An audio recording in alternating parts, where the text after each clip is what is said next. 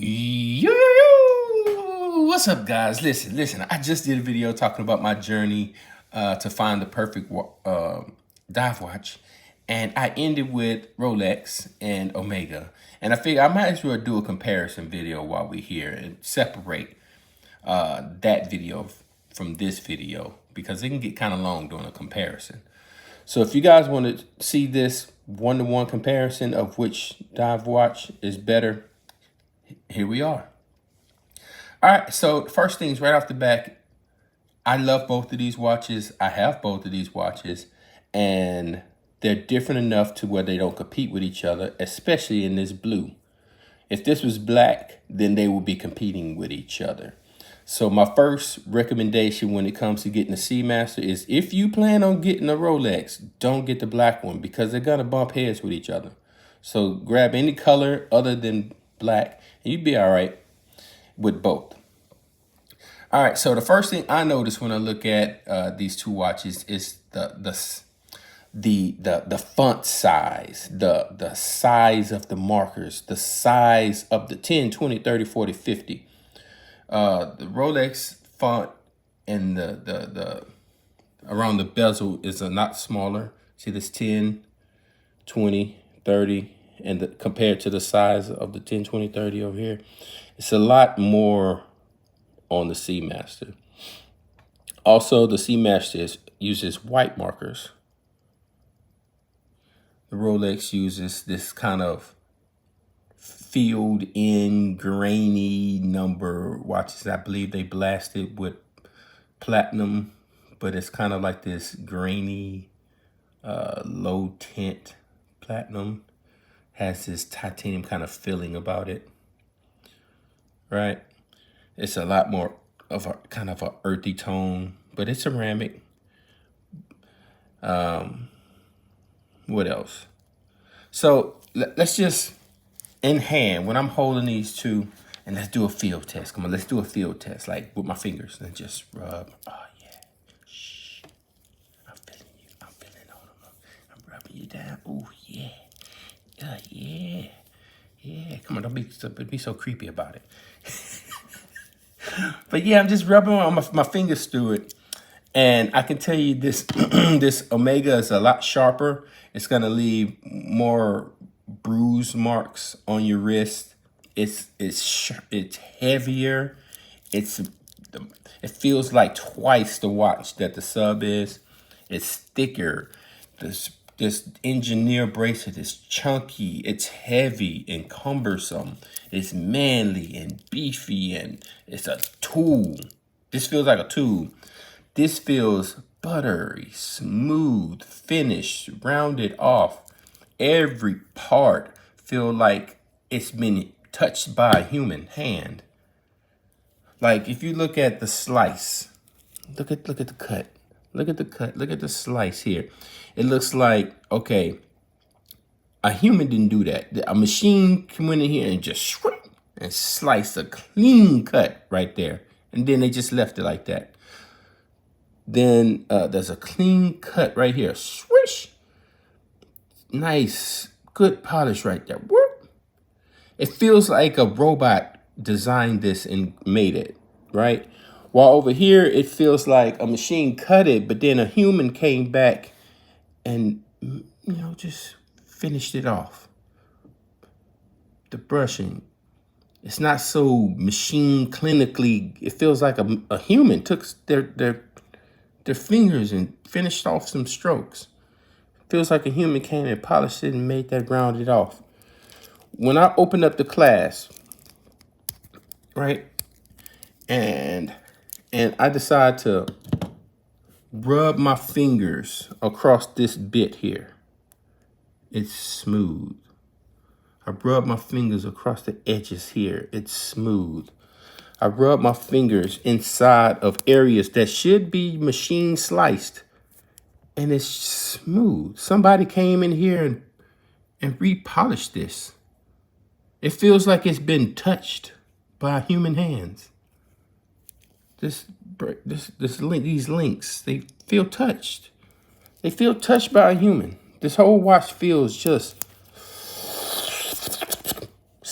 Silky smooth, guys. It feels just so silky smooth. All right, so I come over here and I look at this bit right here, and it's sharp. It's been sliced by a machine, feels like. And it still feels like a knife right here, like some scissors. When I rub my fingers across these little edgy pieces. When I come in here and I rub my finger across this, it feels like some scissors. It's machine slice, so precise. And it doesn't feel like a human has come in here and touched this at all. It's just so perfectly. Okay, here's a bit right here that looks like it's been touched by a human. Right? That little brush, polished brush. Oh, there we go. There we go. This button. Oh, there we go. Then we come back to this Omega logo. Again, sliced by machine. Very crispy, sharp. So this bracelet, very crispy, sharp. This cut, crispy, sharp. This bezel, crispy, sliced, precision, sharp watch. Feels like it was built by a robot. A machine came in here and made a perfectly crispy, sharp watch. While the Rolex feels a lot more organically and man-touched and rebrushed, repolished, refinished, that's the feeling I get when I rub my fingers. When I just when I just grope these two watches, yeah. This is the conclusion I've come with, that the Rolex is a lot more manageable in its weight. The tapering bracelet is a lot more user-friendly on the wrist. You fall asleep in this big old chunky sharp thing if you want to. You waking up with little slashes on your wrist. Like, I can promise you that. And you're going to notice it. You might wake up in the middle of the night and take it off. You fall asleep with this Rolex and you won't notice it. It won't slice your wrist up. It won't be heavy on you. It won't be cumbersome. And you won't notice it. You'll mess around and fall asleep with this thing, get back up, go back to work, and then fall asleep again. You can get away with never taking this watch off. But this right here, you might take it off in the middle of the day and switch wrists. That's how much presence and heft this thing has. All right, let's talk about the bezel. The bezel on the Seamaster, they're inconsistent. I've had some that were tough to turn. I've had some that were easy to turn. This one feels like I got lucky and found a very good one, right? I think I was just straight.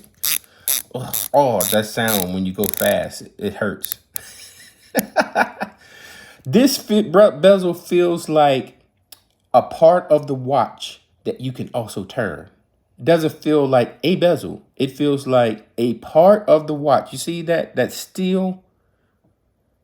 And this steel, it feels the same. Like don't turn it. Just leave it. Just leave it alone. Don't turn the bezel. It's loud anyway, and it feels a bit. It feels like you're turning a piece of the watch. Meanwhile, this bezel action, it feels like a bezel. It feels like, once again, buttery smooth.